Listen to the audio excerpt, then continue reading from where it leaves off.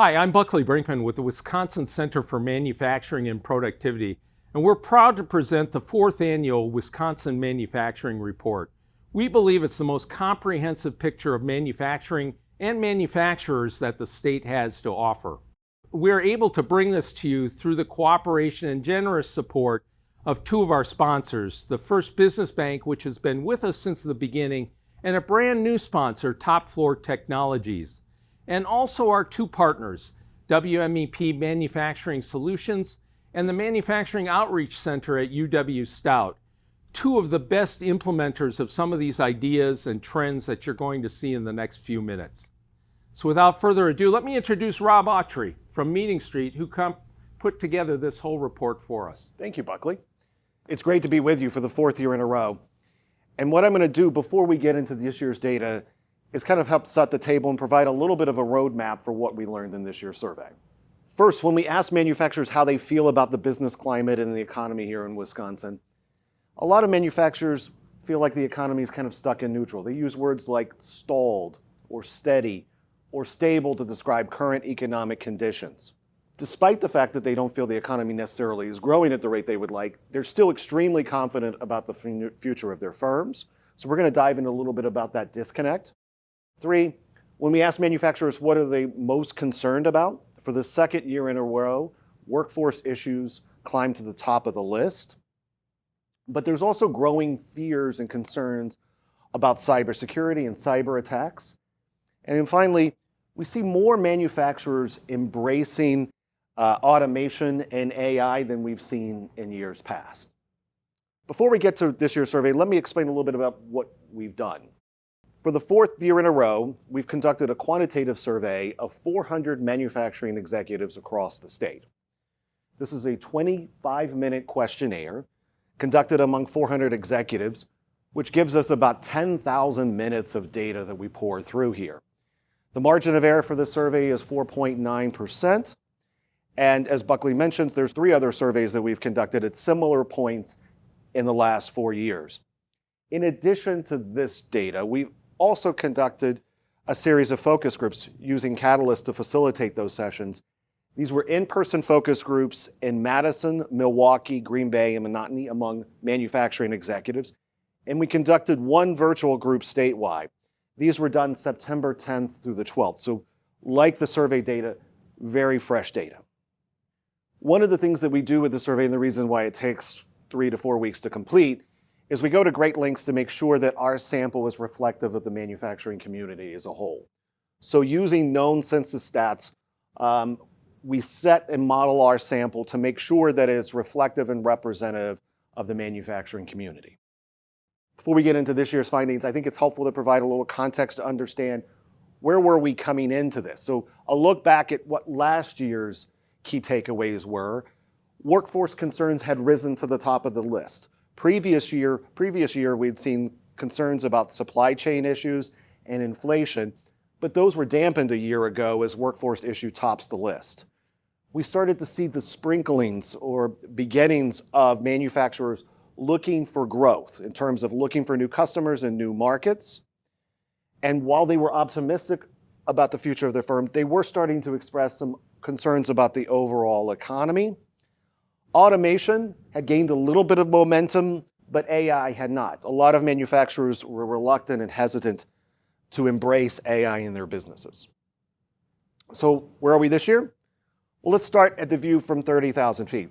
The first question we ask out of the gate is, would you say that the business climate in the state is generally heading in the right direction, which are the blue bars here, or is it off on the wrong track, which is the red bars here? This year's data, for the first time, right direction numbers have dropped below 50. Wrong track numbers have largely stayed the same at about 31%. Where we have seen an increase is the not opinion, not sure, don't know. That number is up 7 points to 22%. So almost 1 out of 4 manufacturers aren't really sure how to rate the business economy or the business climate in the state. Now, when it comes to the economy, we ask manufacturers, do you think the economy is growing in the blue bars, mostly flat, the yellow bars slowing down in the light red bars, or in a recession in the red bars? If you look at this year's data compared to last year's data, not much of a change. In fact, the data is pretty similar. Only 23% believe we're in a growing economy, the same as it was a year ago. 34% believe it's mostly flat. But when you add the slowing down and the recession, 39% of manufacturers believe the economy is slowing down to some degree, which is a plurality of manufacturers today. Despite the uneasiness and unsureness about the economy, manufacturers tell us they're pretty confident about the future of their own companies. In fact, confidence level has been really consistent over the 4 years that we've asked this question. This is probably the most stable data that we've seen. 85% of manufacturers are confident about the future of their firm. 36% say they're very confident. Only 12% of manufacturers say they are not confident about the future of their firm. So this data always perplexes me because there's such a dichotomy between what manufacturers think about their own companies and what they think about the outside world, whether it's the economy or the progress that's being made in general. And so we dove into this in the focus groups, and what we really found was this issue of control. Manufacturers felt that they had control over the things that were happening within their four walls, within their own company. And they were less certain about the leadership and the things that were happening outside of their company and outside of their control. And so that's what really causes the difference in these two numbers. The really high confidence they have in their own companies, and they're a little less sure of folks outside of their realm. Now, while the overall numbers have largely stayed the same, when we look at the intensity numbers, we have seen the drop off. And what I mean by that is the percentage of manufacturers who say they're very confident about the future of their firm. It's declined with pretty much all manufacturers, a little less so with smaller manufacturers, but much more so with your larger manufacturers. In fact, those manufacturers have 50 or more employees. 2 years ago, 58% of them said they were very confident about the future of the firm. It's down 11 points to 47% this year. A similar decline among manufacturers who have 5 million or more annually in revenue. That very confident level has dropped 13 points over the last 2 years. We also asked manufacturers, when it comes to gross revenues, profitability, and capital expenditures, do you expect your company to see increases, decreases, or not much of a change in those three areas? And when you compare this year's data to last year's data, very similar numbers, not much change. In terms of increases this year, gross revenues, 36% of manufacturers expecting to see an increase in the gross revenues, 28% expect to see a decrease, 35% expected to stay the same. When it comes to profitability, they're pretty similar in terms of increase and decrease, like they were a year ago. You see a little bit of tightening when it comes to capital expenditures, 29% increase, 26% decrease, but 43% expected to stay the same.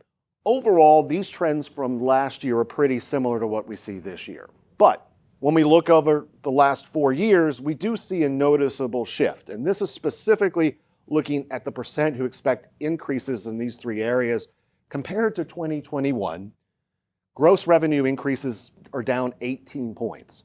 Profitability is down 7 points, and capital expenditures down 15 points. So while there wasn't a shift from a year ago, we do see a much more long-term slide in expected growth of gross revenues, profitability, and capital expenditures. Shifting a little bit to concerns, we addressed this in two ways in the survey. One, we asked an open-ended question among manufacturing executives. What would you say is the one or two most important issues affecting your business and its future success? And we took their own words, we grouped the responses together based on what they told us, and we found that 4 out of 10 manufacturers, 39%, mentioned something related to workforce. Finding quality and skilled workers, retaining the employees they already have. This was the number one issue affecting businesses and their future success in the open-ended format.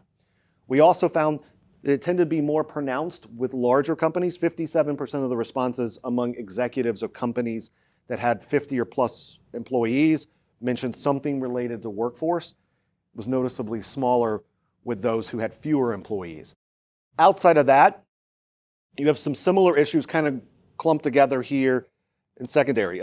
Inflation and rising costs, 26% mentioned that as an issue affecting their business and future success. The economy closely tied to that at 13%. The financial strain on customers and impact it's having on sales, higher interest rates, political environment regulation. You can see here at the top of the list is workforce issues, but also the economy, inflation, and the financial strain is playing a very important role with manufacturers in the way it could impact their business or future success. This was done in an open-ended format. Next, we gave manufacturers a list of 20 different issues and asked them to rate each issue individually on how important it was to their company and the company's success. And we used a 1 to 10 scale, where 1 means it's not at all important, 10 means it's extremely important. And we're specifically looking at the extreme important percentages here. These are folks who rated it a 9 or 10 on the 1 to 10 scale. And as we saw a year ago, keeping qualified employees and finding and attracting qualified employees tops the list. 58% and 54% respectively mentioned those two issues as the ones that are most important to them and their company's success. Inflation comes in a close third at 46%, the cost of materials for your products, cost of employee salaries and benefits, and the cost of healthcare coverage all also top the list in the 40% or higher range. We wanted to look at a couple things here. One, what concerns or issues had seen a noticeable increase in the last year or two? And we identified 5 that saw the biggest increases. Inflation, which I mentioned at the beginning, had been the top issue, one of the top issues a couple years ago at 49%, had dropped last year to 42, but it's bounced back up 4 points over the last year to 46%. Cost of employee salaries and benefits, which had been stable the previous 2 years, is up 5 points this year to 42%. We saw 6-point increases for economic and global uncertainty and federal government regulations. The biggest jump that we've seen over the last year is hacking and cybersecurity. A year ago was 14%. Today, it's doubled at 27%. That's where we've seen the biggest increases. Where we've seen the biggest decreases are in these 2 items. The cost of materials for your products, which in 2022 was the top concern among manufacturers. A year ago dropped 8 points. It's dropped another 6 points. It's down 14 points over the last 2 years. The availability and supply of materials for your products is down 18 points over the last 2 years. Just over last year, it's down 8 points from where it was a year ago. Obviously, workforce concerns are a key issue. So we've got a series of questions really designed to better understand what concerns manufacturers about these issues. First, we ask, how easy or difficult is it for your company to currently find qualified workers for new or open positions? 79% of manufacturers tell us it's difficult, either very or somewhat. A percentage, which you can see on the far right here, is very similar to what we've had in previous years. Only 4% of manufacturers think it's very easy. Only 14% believe it's somewhat easy. But that 32% who say it's very difficult is noticeably lower than what we've seen in years past. If you go back to 2021, 57% of manufacturers told us in our first survey that it was very difficult to find the workers they need. It dropped in 2022, dropped in 2023, and it dropped 12 points just in the last year alone to 32%. 25 points lower than where it was 4 years ago. And that drop has occurred with all types of manufacturers. When you look at it by size of manufacturer, by level of revenues, the numbers have dropped considerably from where they were 4 years ago. One of the reasons could be is that fewer manufacturers actually have positions that are open for hiring. 4 years ago, 58% of manufacturers said they were hiring. This year, only 52%. 48% of manufacturers tell us they do not have any positions open for hiring. And among those 52% who are hiring, when we ask them how many positions do you have currently open, most manufacturers, about 3/4 of them, are somewhere between 1 and 5 positions. A plurality, 43%, say 1 or 2 positions are open. So not a lot of jobs are open, even among those who are hiring. So what are manufacturers doing to address some of these long-term workforce challenges? We asked them, and we gave them a list and said, is your company doing or considering any of the following changes to address these challenges? And at the top of the list are the two that have been at the top of the list for the last couple of years. Increasing salary and wages and offering employee training. Most manufacturers, over a majority, cite these two things that their company is considering to address some of these challenges they're having with workforce. Over the course of the last year, there were 4 areas where we saw noticeable changes or increases. These two in particular both went up. Increasing salary and wages is up 8 points where it was a year ago. Offering employee training is up 13 points, but also allowing for remote work and flexible schedules. A year ago, it was 23%. This year, it's 29%. And using artificial intelligence, only a year ago, 12% mentioned that. It's up 6 points to 18% this year. When you also look at this by type or size of manufacturer, you see a noticeable difference. Smaller manufacturers tend to focus largely on increasing salaries, which 70% of manufacturers who have less than 50 employees said that's what they're considering doing. A little bit smaller number who mentioned offering employee training and raising prices. But when it comes to larger manufacturers, those more than 50 employees, those who have more than 5 million in revenue, you can see a majority of them, which we've highlighted here in red, are doing more things, sort of an all of the above approach among larger manufacturers. Not only are they increasing wages and salaries or offering employee training, or in some cases raising prices, but they're also offering more competitive benefits. They're increasing recruitment efforts. They're automating and implementing new technologies and improving onboarding. They're doing much more than the smaller manufacturers who are primarily focused on just increasing wages and salaries. When it comes to salaries, 60% of manufacturers tell us they expect wages for their employees to increase this year compared to last year. That's a percentage which has been remarkably consistent over the 4 years that we've done this survey. Only 1% of manufacturers expect wages to go down. When it comes to benefits that they offer their employees, though, about a quarter, 26%, expect to see increases in benefits, 2% decrease, but most manufacturers say that's going to stay about the same as last year, which is a trend that we've seen over the previous 3 years. Health insurance, which is really important to a lot of companies as well. 60% of manufacturers tell us they do offer health insurance to their employees, which has been pretty consistent and similar to years past. What has changed, though, is when we asked those 60% of manufacturers who offer health insurance, do you expect the cost of that to go up, go down, or stay about the same? And 85% of manufacturers said they expect to see an increase in their healthcare costs this year. It had been pretty consistent the previous 3 years, but it was a 12-point jump this year in that question alone. So Rob, you've hit us with a ton of data on manufacturers' concerns. And when I looked at the list, especially the open-ended question, that came down to 2 really key topics that we wanted to dig into with the focus group. The first was around workforce. And what you saw from the data is, the worker market has gotten a lot softer in the past year. You're able to find workers now, not as difficult as it was a year ago, but it's still very sticky. Employers are holding on to those employees that they have, though. The job hoppers aren't quite as frequent as they were, those folks that leave for a nickel or a quarter on the hour. And they're making a bigger investment in the employees that stay there. So the second thing that I always enjoy are stories that come out of this. And employers have really lowered their expectations of the skill level of people coming to work for the first time, of those new hires. And the number of stories I heard about tape measures were astounding, right? So there's people who couldn't read the tape measure, who held it upside down. One thought it was a thermometer. One manufacturer automated the whole process so that they didn't even have to worry about reading a tape measure. But my favorite was the guy who was installing aluminum siding with his tape measure and was measuring very carefully, pulled out the tin snips and cut his tape measure right in 2. So it's a plethora of talent shortcomings when it comes to a tape measure. So we see those a little bit across the spectrum.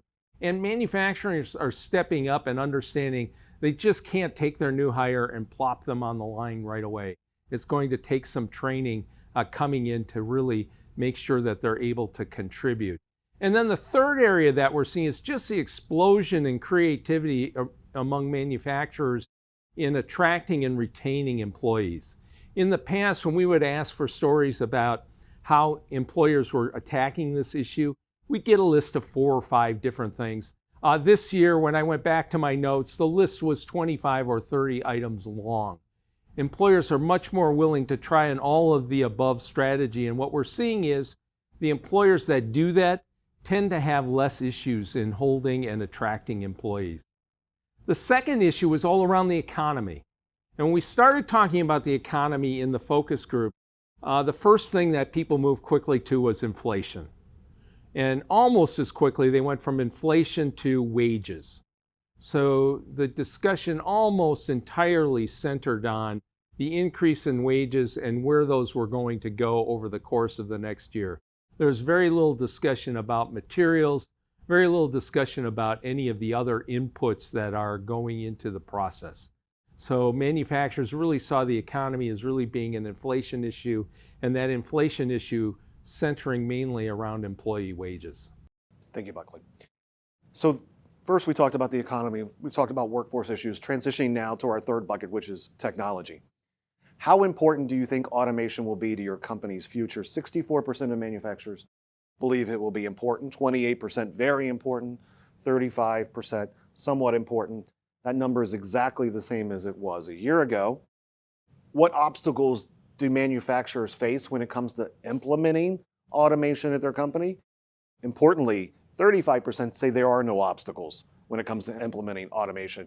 But at the top of the list, budget and financing obstacles. 32% mention that is the biggest obstacle to implementing automation.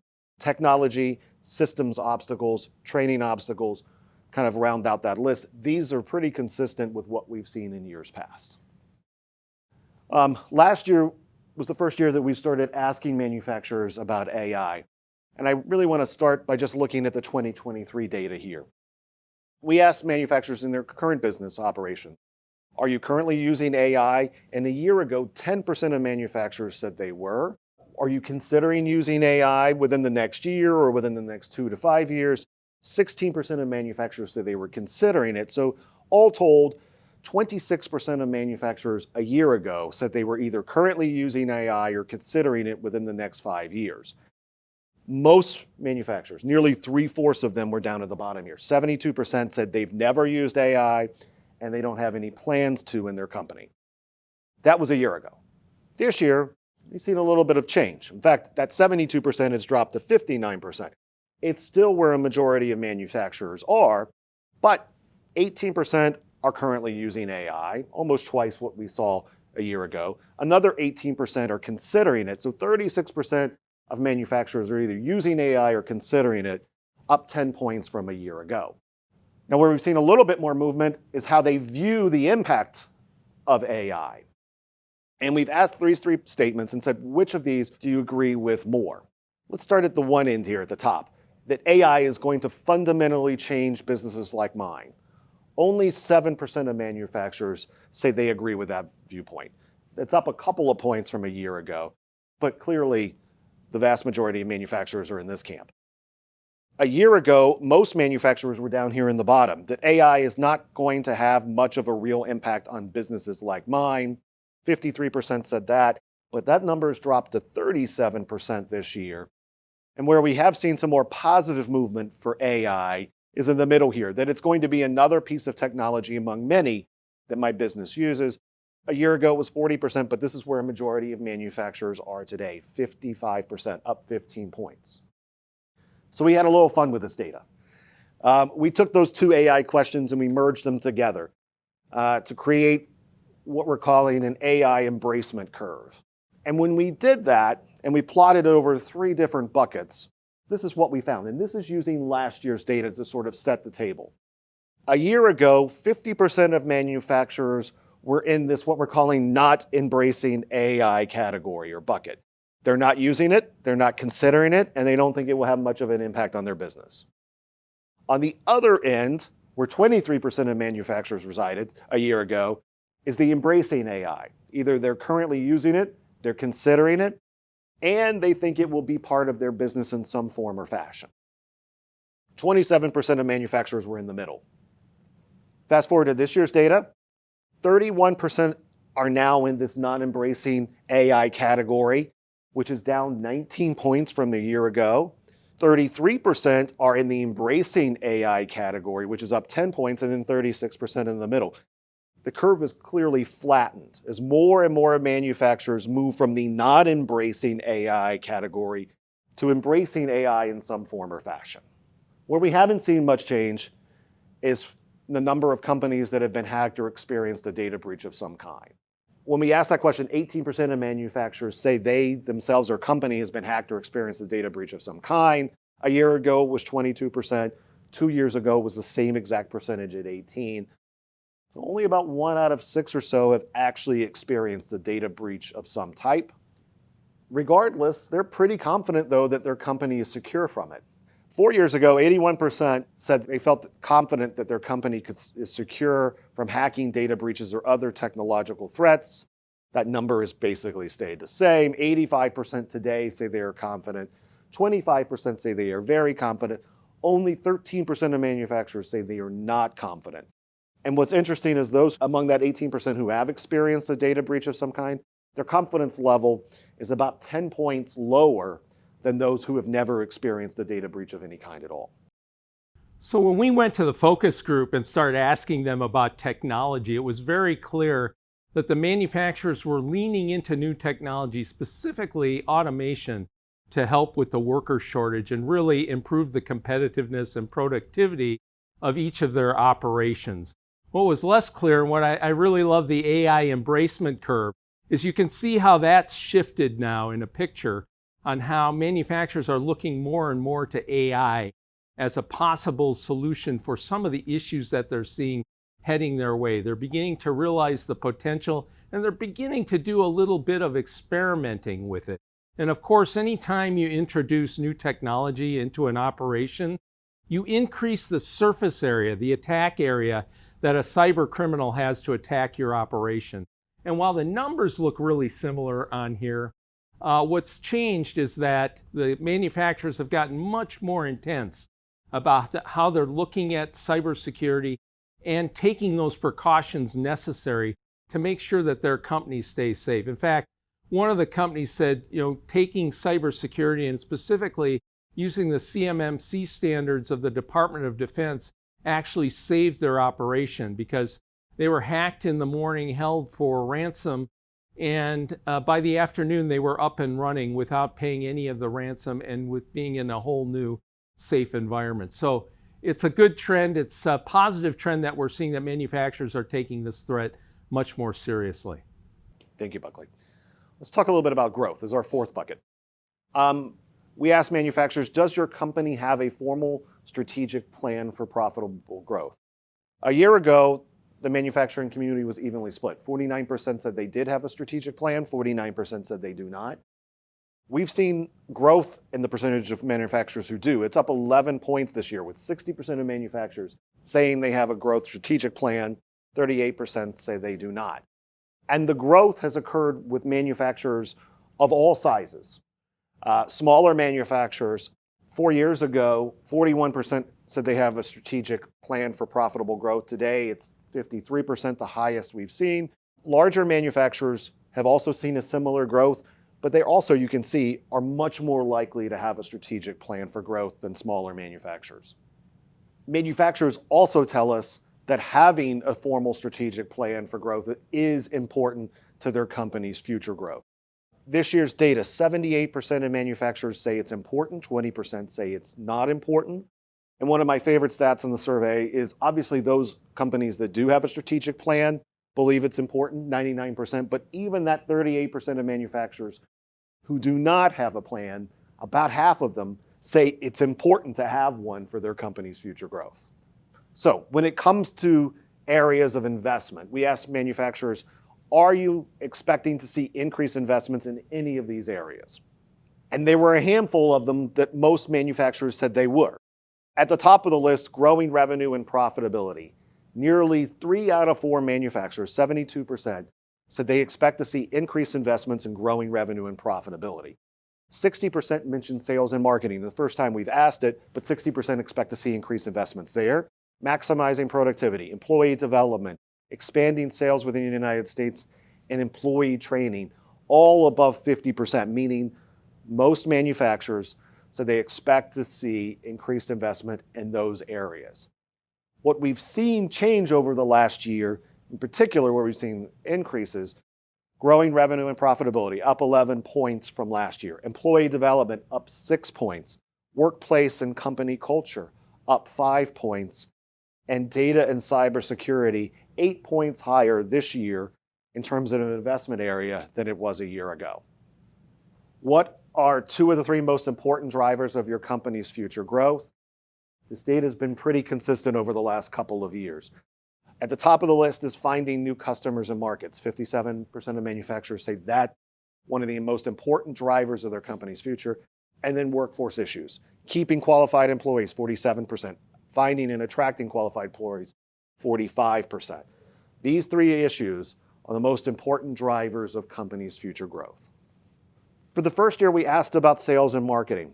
And thankfully we did, since it was 60% who expected to see increased investment in that area. We asked companies, how much are you investing in sales and marketing? 18% tell us a significant amount. Another 38% say a modest amount. So combined, 56% are investing at least a modest amount in sales and marketing. Only 6% of manufacturers say they're not investing anything at all in marketing. And when you look at it by size of company, there's a little bit of a difference between smaller manufacturers and larger manufacturers. Clearly, larger manufacturers are investing more in sales and marketing, but smaller manufacturers are too. In fact, those who have less than 50 employees, 51% of them said they're investing a significant or modest amount in sales and marketing.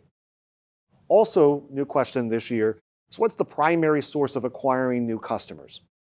And manufacturers were pretty clear. At the top of the list, referrals and word of mouth. 43% say that's the primary source of how they acquire new customers.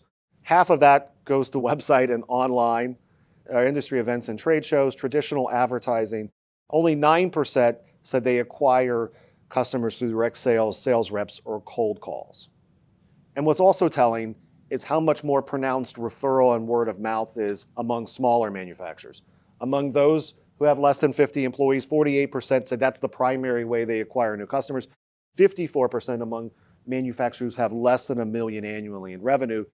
It's still the preferred or the primary source of customer acquisition among your larger manufacturers too, but they also rely a lot on online websites, industry events, and trade shows as well. And then finally, we end our survey asking manufacturers, in what part of the world do you expect to see the greatest increase in prospective business? And overwhelmingly, they tell us it's domestically. It's in their backyard, the United States. 80% say this is where they see the greatest opportunity for increasing prospective business. Mexico was second at 12%, then Canada at 10%, Europe and Asia at 8%. But this data has been consistent, and the vast majority of manufacturers are looking within the United States as the market for the most prospective business. So that number about strategic planning, that always amuses me. Every year, not so much the number of manufacturers that think the strategic plan is important.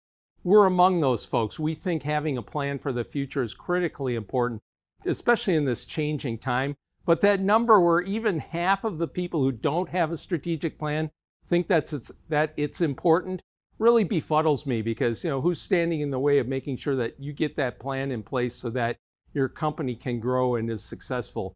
We saw what was happening with growth this year, and we wanted to find out what was behind this trend. So we once again went back to the focus groups and asked them.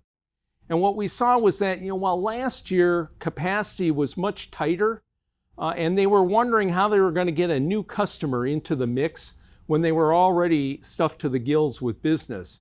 And so that slacked off a little bit this year. So that look for new customers to fill that extra capacity is intensifying. And so we expect to see that going forward.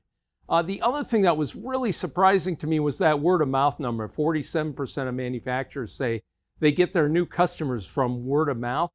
And we tested that out in the focus group as well. And they absolutely confirmed that where they get the biggest bang for their buck is when they're focusing in on referrals from customers, referrals from suppliers, and referrals from people who just know them in the marketplace. So something that we're going to be thinking about a lot this year and how we approach the market, and I'd encourage you to do the same thing. Great.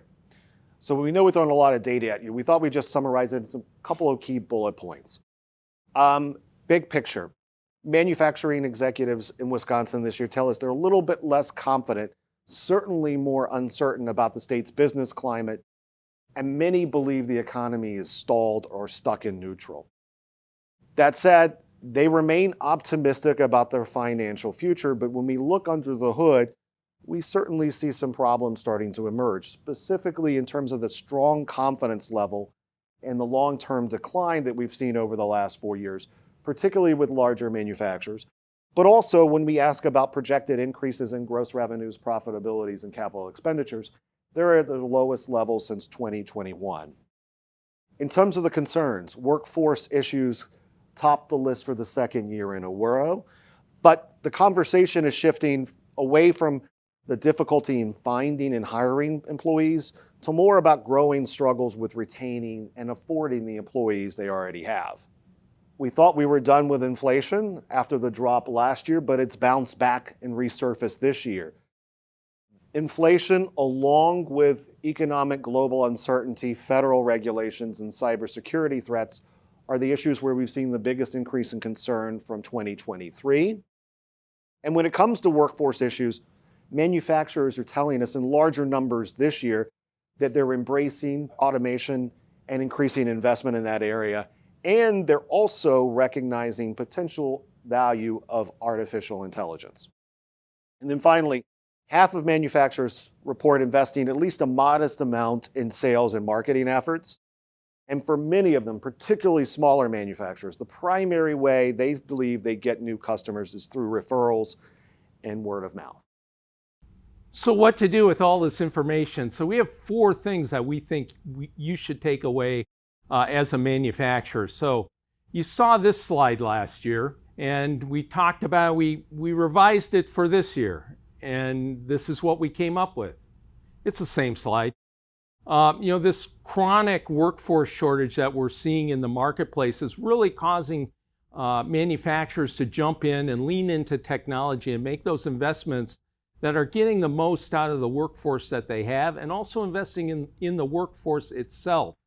One of the things that we've noticed is that when the toughest step on this journey is that first step, getting manufacturers to make that first investment in technology. And the state has really jumped in to help us with that. They've given us $1.75 million. So if you go through a roadmap with us and lay it out, and there's a piece of equipment on that roadmap that you want to buy, the state will underwrite 20% of that purchase up to a payment of $35,000. So we really think that that's a way to jumpstart some of these manufacturers that are a little bit slow to embrace automation, embrace the technology, and move forward. And we're really seeing that once they do, they double down and they go to the next investment and the next and the next. We also saw that there were really a lot of companies that were under stress last year. And so we looked at this again, and again, the slide looks exactly the same. No matter what data that we look at, whether it's the formal manufacturing report or it's the smaller pulse surveys that we've done since the pandemic, all of them come back with this subset of about 20% of manufacturers that are under significant stress. We think that this is a huge vulnerability. If you're one of those manufacturers, we certainly encourage you to get help. And for the state overall, we're seeing a slight decrease in the number of manufacturers, and we think it's coming from this pool. The third thing we're talking about is all around workforce. So we've talked about how we see the market softening. It's a little easier to get employees, but it's still remaining very sticky. The employees that manufacturers have in-house, they're generally making sure that they stay there. They're a little slow to lay them off when business slacks off a bit. And then they're also making new investments to really engage those employees and make sure that not only do they have a vertical career path, but also a horizontal career path where they're developing new capabilities, all of which make them more likely to stay in the company. Then we're seeing that expectations are really changing because of that very shallow talent pool that's available right now. Manufacturers understand that they're not going to have a plug-and-play employee generally ready to go onto their production line. It's going to take a little bit of a ramp up and a little bit of development to make sure that they can really be a contributor to the operation overall. And then finally, we're seeing this group of employers that are really leaning into the workforce issue.